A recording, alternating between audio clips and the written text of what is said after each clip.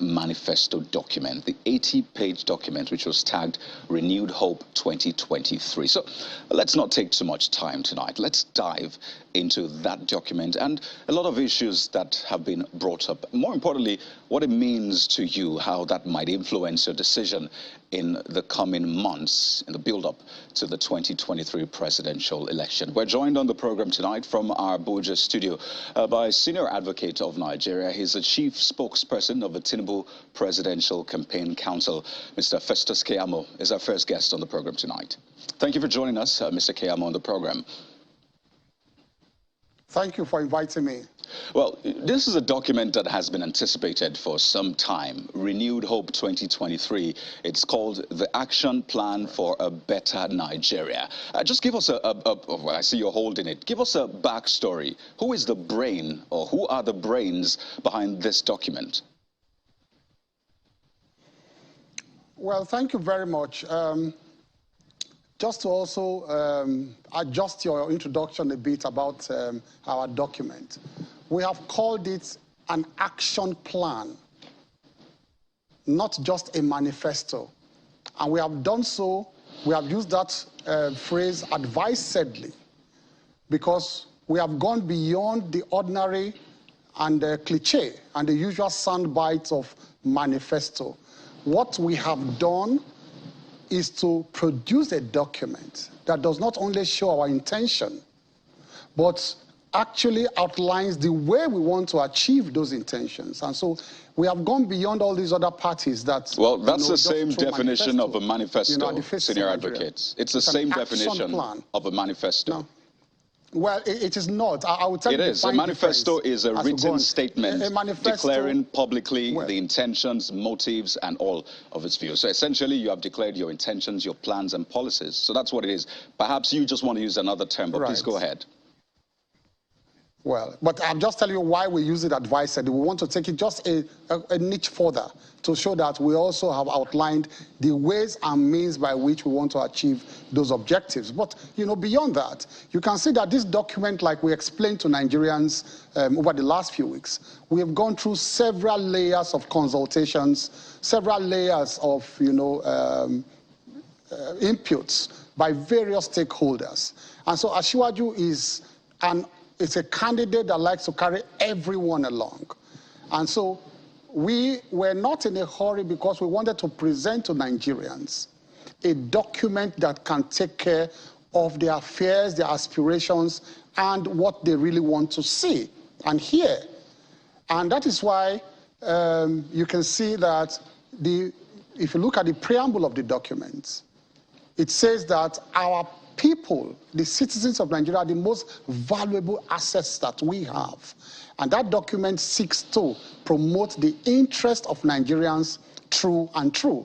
So back to your question, therefore, this document is a document that has the input of various stakeholders of our party. But then it actually reflects the vision, the aspirations, and, you know, the intentions of our presidential flag bearer, Asiwaju Bola Ahmed Tinubu. So essentially, he signed off on this, and Nigerians can indeed say that is his manifesto or plans, as you put it. Am I right? This is action plan. Absolutely, he did. All right. He signed off on this. Let's analyze this. Let's break it down. And since you said this, I mean, essentially, at the end of the day, he's the brain behind this in some sense. Let's talk security first, because I know it's a major topic. Why is there no mention of state police in that document? Because he had said that Arewa Joint Committee, that if elected into office as president, he essentially will give top priorities to state police and ensure that that more boots are on the ground. So if he was a brain behind this, or at least he signed off on this, why was there no mention particularly of the state police, which was one of the key promises he made at that event? Well, you understand, too, that many presidential candidates, they just like to pander to, you know, base sentiments, generally. You know, but Asiwaju has talked about decentralization of powers, generally. And so this fixation about coming down to the nitty-gritties as to which part of our, you know, polity generally will be decentralized, in order to, you know, give more powers to the different, component parts of the country or different levels of government, perhaps at the time he comes to implementation and with proper consultation, don't forget that this is a constitutional matter that will involve not only a presidential, executive order. It involves consultation with different stakeholders, state governments, local governments, as the case may be. And of course, it involves constitutional amendments that will also have to, carry along state houses of assembly. So it's not a situation, it's not a case where a president sits down, deceives the, Nigerian people, or a candidate sits down, deceives the Nigerian people to say, I will do this and I will do that. It involves, and like he said in this document, a lot of consultation with the other branches of government that have the constitutional powers to carry out such reforms. Right. And by the time you take the pulse of Nigerians generally, and if that is what Nigerians want, that is what Nigerians want, we can't sit down in a campaign and assume that that is what Nigerians actually want. But if that is what they want, you can be sure that he will lead the way in that regard. So specifically, so that we can just get something particular from this, which do we hold on to?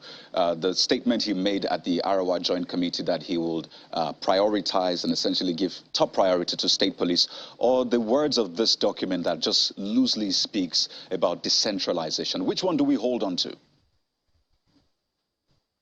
Well, both are virtually saying the same thing. And if he says that, what he said at the Arawa, forum is virtually the same thing, because if you want to also do state police about decentralization of powers too.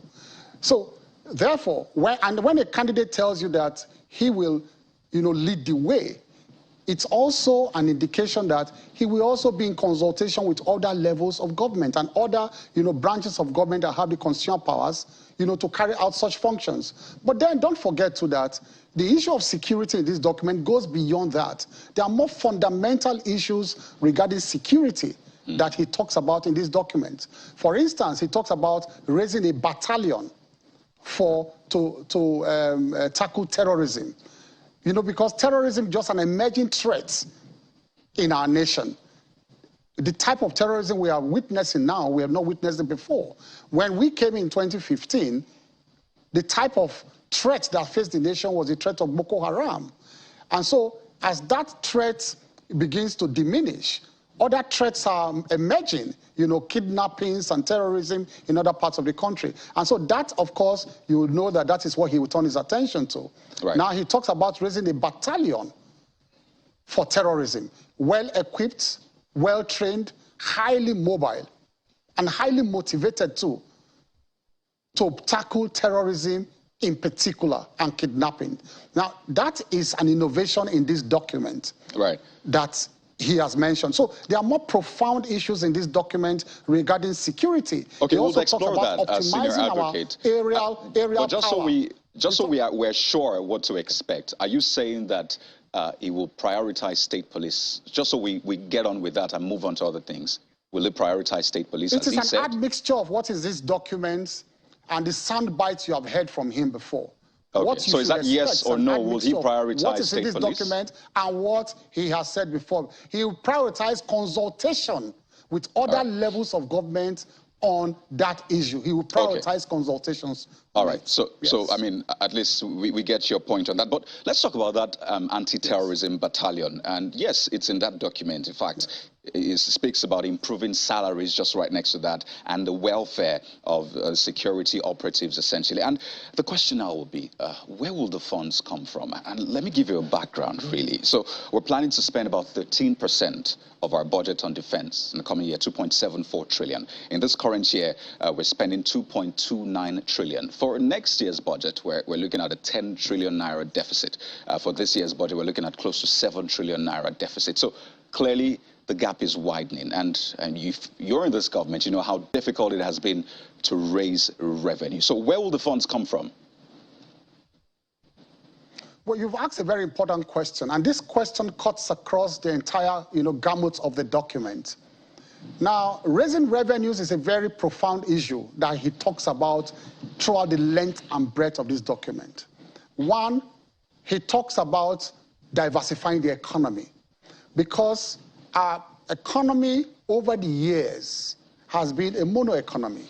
It has been an economy that is based purely and mostly, on oil revenues. But then we have begun to see changes now, even with the Buhari administration, where agriculture contributed about 24% to our latest GDP. And of course, it continues to grow. Now he talks about expanding that front of our earnings. He also talks about tax reforms in the sense that, he's not going to increase taxes. And so this document protects the poor in the sense that it says, when you have an economy that's facing challenges, it is counterproductive to actually increase taxes. What he wants to do is to use technology and also other forms of effective, collection system to collect what we are even entitled to in the first place. Because you see, the problem with taxes is that you think that, many governments in the past have always rushed, to increase taxes when we are faced with shortfalls of revenue. Whereas we are not even collecting what is due to government. So what we need to do, like he did in Lagos, when he raised the revenues of Lagos from about 700 million per month to about, right now, about 51 billion, is that he just opened up other vistas where they were not collecting taxes. And by opening such fronts and plugging leakages here and there, he raised the revenues of Lagos State. That's the kind of deftness he wants to bring to the presidency. And so we should be rest assured, especially those in the middle class and, of course, the very poor, that they will not be burdened again by heavy taxes. So we are going to get revenues from that if we optimize tax collection. And, of course, he talks about blocking the leakages in terms of oil theft that we have been facing, in the country over the years, plugging those, leakages and then ramping up production. We are not optimizing our OPEC allocation. Right. We'll also get to that, Senior. I'm just mentioning all of them. So we can lay these issues bare. Yes. I understand. We'll still come to them. Yes. It's an 80-page document, very comprehensive, some might say. No, I'm talking about all the avenues of the raised revenues. Yes, I know. So we'll get to that. But still on that raising revenue for security, because it's been a major issue. We want to fight security, but then we're faced with lack of revenue, at least the funds, hard cash, as they say. If these ideas, solutions are viable, why are they not being put into use for this administration? It's very simple, because some of these things you need to lay the foundation first before you now begin, because at times broad-based reforms, at times, without, taking into cognizance the multiplier effects and the time it takes to implement these reforms should be taken into consideration. For instance, why do I talk about broad-based reforms? I was going to talk about the phased removal of subsidy. All along, this government had known for more than 2-3 years that subsidy has to go. But then, did you expect the Buhari administration to remove the rug under the feet of Nigerians, in one fell swoop? So these are things that are going to be gradually implemented. Now, you also talk about why is this government not doing it? This government is doing it already. Asiwaju is only going to ramp up efforts and take it to the next level. I talked about agriculture, for instance. Agriculture is contributing about 24% to our GDP now. Now, that has never happened before. In terms of our non-oil exports, yam, cocoa, and all of that now, they have gone up significantly. So this government has started raising revenues outside oil. What this document now says is that it's going to redouble those efforts. If you look at the preamble of this document, there's one phrase that was used significantly there by Asiwaju. He said, standing on the foundation laid by this government. So he's not going to break away as if, well, these efforts have not been put in place before, or this foundation have not been put in place. He clearly says that they're standing on the foundation laid by this government. And that's the connection we are looking for, the connection between the Buhari government and the incoming, by the grace of God, Tinubu's government. He wants to build on the foundation, especially in critical areas where this government has succeeded. Right. In areas where we may be facing challenges, or by the time we hand over, the challenges have not been fully addressed, Okay. then he has new ideas. For example, we talked about the battalion we talked about, yes, to face and yes, tackle we terrorism. have raised that. I'd like us to veer into the he's bringing economy. Since you've been talking about the economy, Yes. I'd like us to veer into it. But so essentially, you're saying that the Buhari government is the foundation, laid a foundation. So, Absolutely. I mean, using that analogy of a building, what will the Tinubu government then, what point will they take it to? Is it the lintel level? Is it the first floor? What will the Tinubu government do to that foundation, since you're using the analogy of a building? Well, it's simple. It's just to begin to build on that foundation. And you cannot say that, I'm not saying that in the air. You know, there are critical areas we need to look at. For example, look at power. In the area of power, for now, the average consumption is about 4,000 megawatts. Now, this government has laid a foundation for the power sector. What is that foundation? There are critical assets, critical infrastructure that are being built as we speak. And those assets will be completed before we hand over in May 2023. What are those ones? You talk about the Zungeru Hydro. You talk about the Hashim Mambila also Hydro, and some other ones. Now, these are critical assets that are being developed right now that will bring in about extra 4,000 megawatts into the national grid. Now, by the time Asiwaju takes over, his plan for power is to then begin to concentrate on the distribution network. Because the problem is generation and distribution. And of course, you have the problem of billing too, and adequate collection of consumption. So this is therefore a kind of foundation that he can then build on, because the infrastructure will be in place. I'm just giving one example. Okay. The other example is the situation of area of agriculture. All right. Instance. Because of time, agriculture, this government, pardon me, you can land on that point, just to be fair. You can land on that so we can move into other things. Now, in area of agriculture, what the president did, what President Buhari did, was very far-sighted. When he came, he said, we have to be self-sufficient in food production. We're almost achieving that. And for example, we are the greatest producer of rice in Africa now. Now, if President Buhari had not done that, we would have been in big trouble now, because you now have production and disrupted all over the world because of the Ukrainian war and so many other things disrupted all over the world now. So critical essential items and their production are disrupted all over the world. Well, Senior Advocate, go into the markets, for example, to buy food items that are not brought from Ukraine, by the way. You would see that they're really expensive, and some will wonder, how is the Ukraine situation, how does it really impact on the price of tomatoes, for example, the price of yam in the market, which are all tied to agriculture. But just a minute, Senior, because we need to move into the economy. I need to respond to that. I need to respond to that. You made a point, and you can't run away from that. Do you forget that tomatoes does not move from Kano to Lagos by magic? You use diesel to move it. What's the cost of diesel now? And so the cost of transportation will affect the cost of these goods. So please, we must educate Nigerians correctly as to what is happening, and don't behave. We should not deceive Nigerians like the opposition, not you, like the opposition does, to tie campaign only to cost of prices. So there's a multiplier effect in some of these things.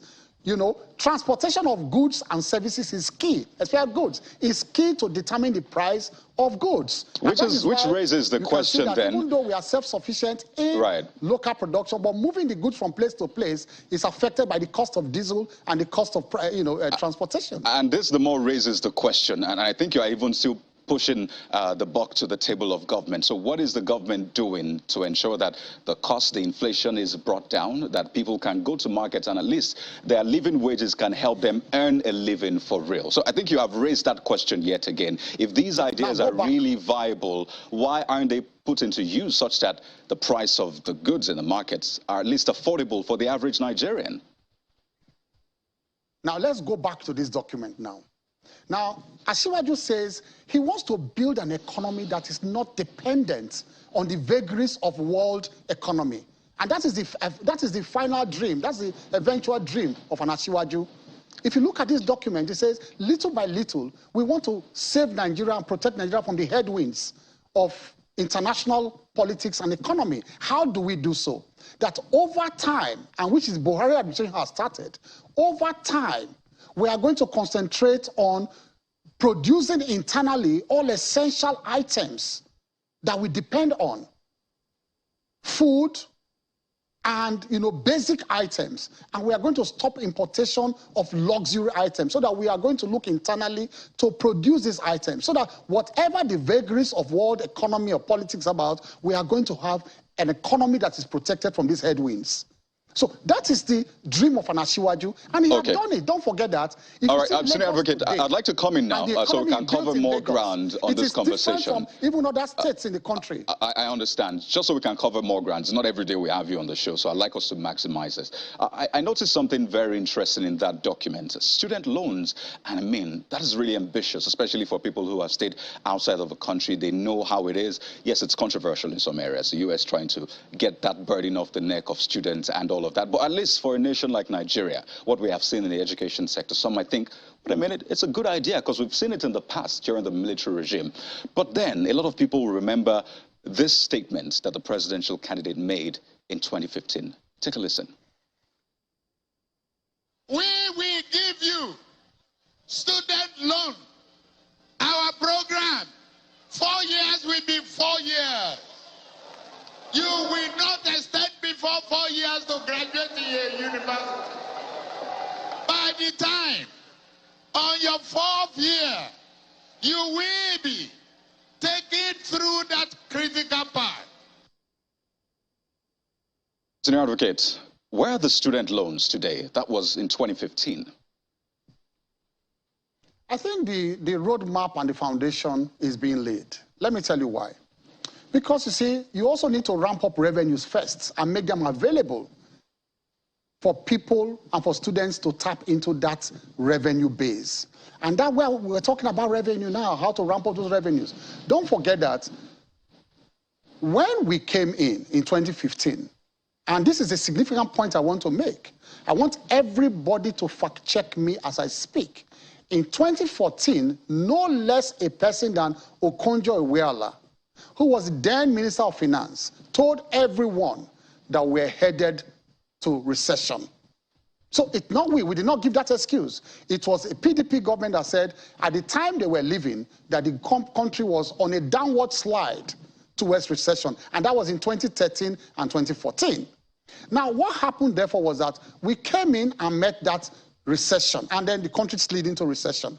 But because of the deftness of the handling of the economy, we came out of the recession faster than even the IMF predicted. And also the second recession, we came out faster than they predicted. Then we now met low oil production that dropped to 700,000 barrels per day, at times 600,000 barrels per day, when we should have been on 2.3 million barrels per day. We met those problems on the ground. So there was a problem of revenue, but the dream remained alive. The dream to fulfill these promises are still alive today as we begin to ramp up our revenues and rescue the economy from where PDP left the economy. And that is where we are now. So you can see that a couple of issues. The sound bite. Right. The sound bite you just played now shows the... Yes, go ahead. You can land quickly just because of time. You said it shows the... The sound bite you just showed now is a further promotion of our candidate because it shows his consistency of thoughts. All right, so let's break it down. About it then in 2014. Let's break your response down. Talking about it now too. Right, so let's break your response down. Thoughts. You said that the former Minister of Finance said in 2013 that there was going to be a recession.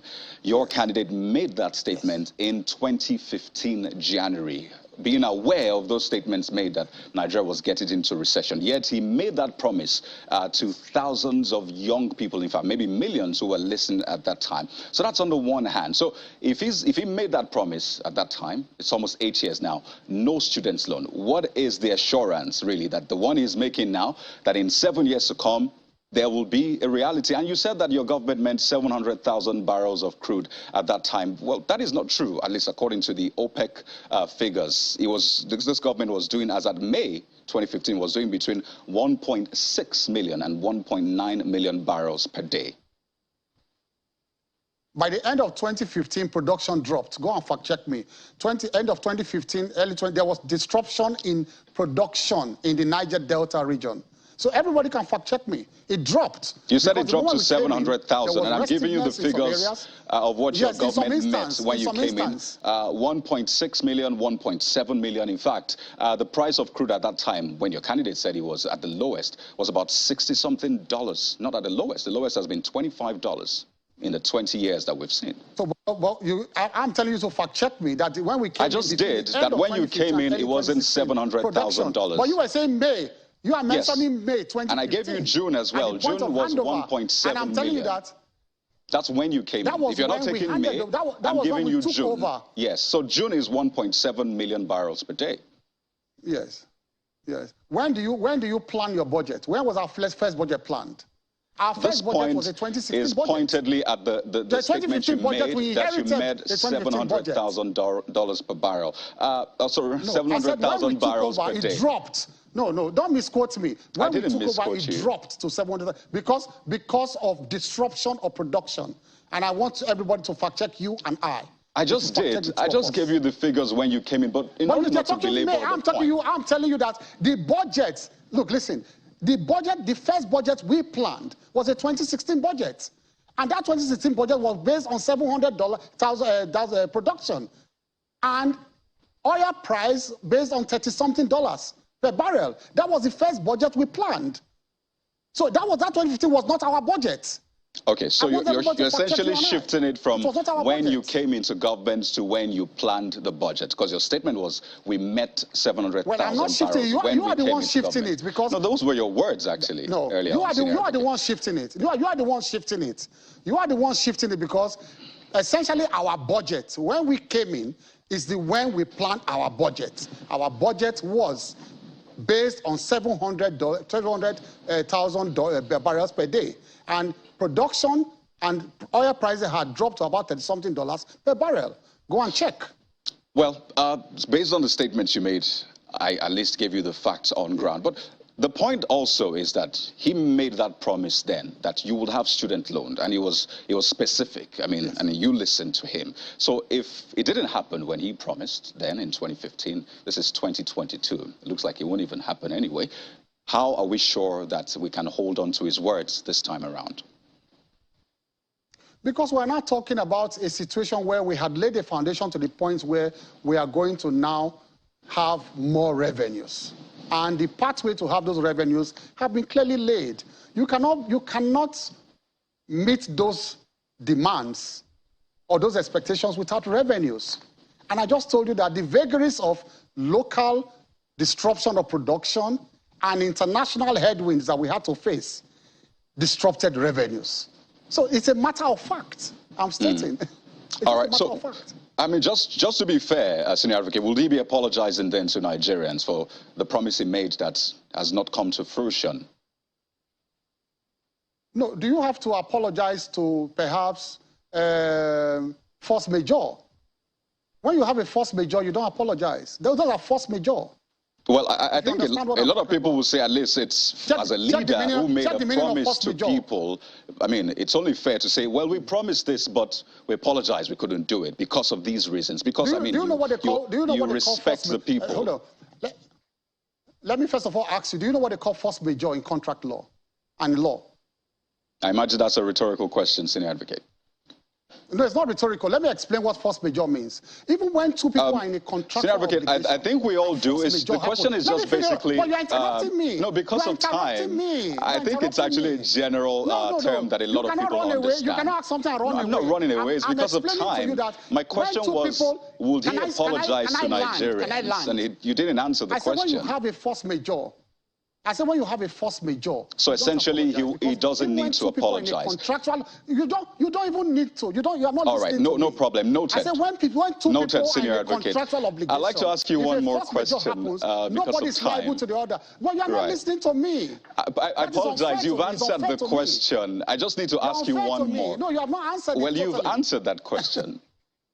We understand that force majeure is an unforeseeable circumstance. I'm just trying to save time. Exactly. But on a final note, people are in a contractual obligation, they are not liable when force majeure happens. All right. So on a final note, I'd just like you to respond to this. I know it's always quite interesting having a conversation with you, with your background in law, human rights advocate and all of that. But another statement that he made at that time, this was particularly about former President Goodluck Jonathan's tenure, was that Jonathan and his government are stealing 400,000 barrels of crude oil every day in Nigeria. Now, he made this statement in Oyo State during a campaigning, the usual campaign. And then he made that statement then. Right now, crude oil theft is still a major issue. At least we did 900,000 barrels, according to the president, just recently. So, again, would we say that this government is then responsible if he said that Jonathan's government was responsible then? Was there even any proof? You have just made my day, because this recent discovery of the pipe that they laid to steal crude oil, they said it was established 9 years ago, and we just out of shrewdness and astuteness, we just discovered that pipeline now. So who was in government 9 years ago when that pipeline was established? You answer it to the Nigerian people, Kayode. Tell the Nigerian people who was in government 9 years ago. Well, you are the spokesperson of the Presidential Campaign Council, a senior advocate, and I imagine that, you'll be doing that. But we'd like to thank you so much for your time on the program. Clearly, we'll have more time to take a look at this document. It's a very interesting one, and the coming days will be quite instructive. Thank you so much, Senior Advocate of Nigeria, Mr. Festus Keyamo, for your time on the program tonight. I can't wait to come back to discuss this. Thank you. Thank you.